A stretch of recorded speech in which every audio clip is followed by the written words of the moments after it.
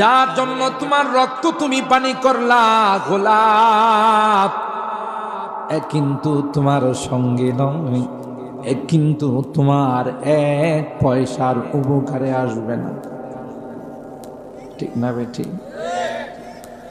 আরেকজনের বাড়িতে, আরেকজনের জমিতে, আরেকজনের জায়গাতে যদি তুমি সুন্দর বিল্ডিং বানাও, আজ নয় কাল এটা ভেঙে ফেলবে।